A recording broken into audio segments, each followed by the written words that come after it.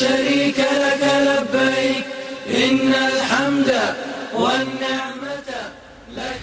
Welcome to this very special episode of our dedication for Eid al-Adha al-Mubarak, or the Greater Bayram. The Greater Bayram, which is the second most important feast in the Islamic calendar, that comes after, or rather is a feast that comes, or the second important feast that comes after Eid al-Fitr, which comes after the holy month of Ramadan. Eid al-Adha is a very special occasion, not just because of it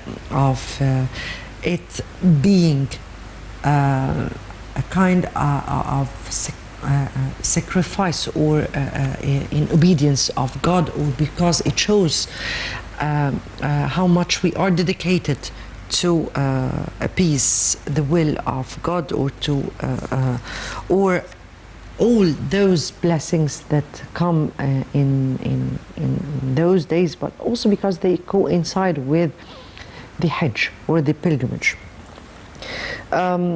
We all know the story of Eid al-Adha, which comes as Prophet Abraham submitted to the will of God for sacrificing his own son, and then God told him to slaughter a sheep instead of a son, and it showed how much he did the action in obedience to God. That was the story, but afterwards it became a symbol of how devoted should people be to God.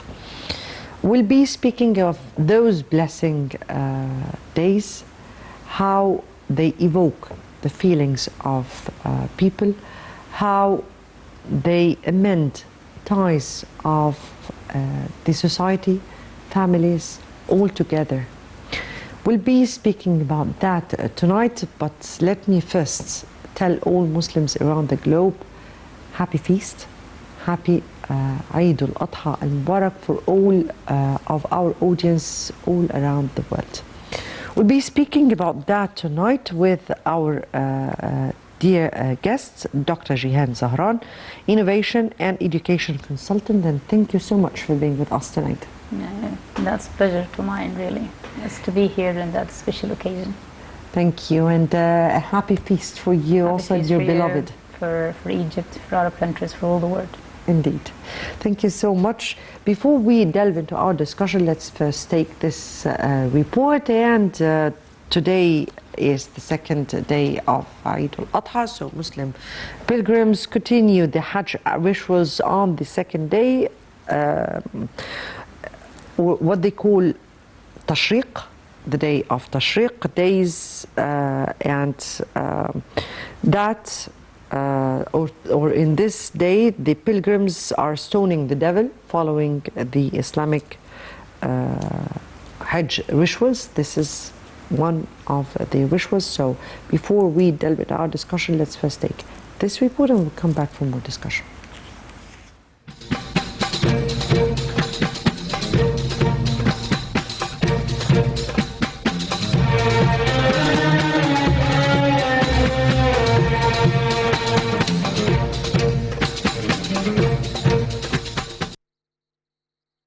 Million Muslims from around the world are performing the Hajj this year in line with the quotas allocated to each country and following recommendations from the Saudi Ministry of Health. Pilgrims are in Mina for the stoning of the devil ritual. The Hajj was limited to 60,000 vaccinated citizens and residents from the kingdom in 2021 to contain the spread of COVID-19 and ensure the safety of pilgrims and others. But following Saudi Arabia's successful implementation of precautionary measures for Hajj and Umrah seasons during the pandemic, pilgrim capacity has been raised to 1 million.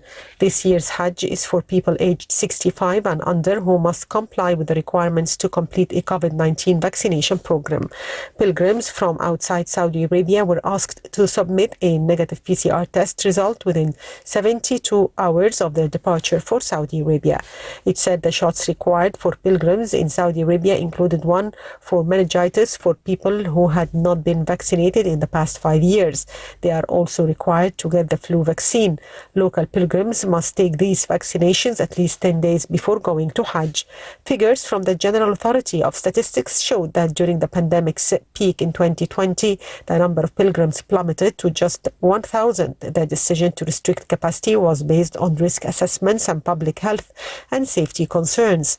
There were almost 2.5 million pilgrims at the Hajj in 2019 and 1.9 million were from overseas. The highest number of local and foreign Hajj pilgrims in the past decade was in 2012, when nearly 3.2 million people performed the annual pilgrimage. The lowest was 1.9 million in 2016.